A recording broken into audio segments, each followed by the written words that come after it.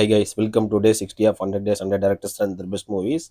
நீங்கள் நம்ம யாரை பற்றி பார்க்க போகிறோன்னா, ஒரு டெபுட் டைரக்டரு, ஒரே ஒரு படம், அது ஒரு குடும்பத்தோட கதையை மட்டும் சொல்லாமல் ஒரு டோட்டல் மனித நேயத்தை செலிப்ரேட் பண்ணிச்சுனே சொல்லலாம். யாரை பற்றி பேசுகிறேன்னா, நம்ம அபிஷன் ஜீவித் ப்ரோவை பற்றி தான் பேசுகிறேன்.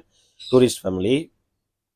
இதில் வந்து ஒரு பொருளாதார சூழ்நிலையால் இலங்கையை விட்டு நம்ம நாட்டுக்கு, இந்தியாவுக்கு, தமிழ்நாட்டுக்கு வர ஒரு குடும்பத்தை பற்றி ஒரு கதை. இதோட பலம் என்னன்னு பார்த்தீங்கன்னா, ஒரு சீரியஸான கதையை லைன் எடுத்துக்கிட்டு அதை வந்து ஹியூமரு, எமோஷன்ஸ், ஃபேமிலி பாண்டிங்னு சொன்ன கையாண்ட விதமே வந்து இந்த படத்துக்கு ஒரு பெரிய ப்ளஸ்னே சொல்லலாம்.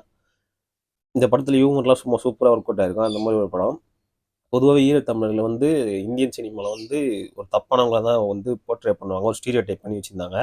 அதெல்லாம் பண்ணாமல் ஒரு சூப்பராக போர்ட்ரே பண்ணியிருந்தார் நம்ம அபிஷன் ஜீவித் இந்த படத்தில்.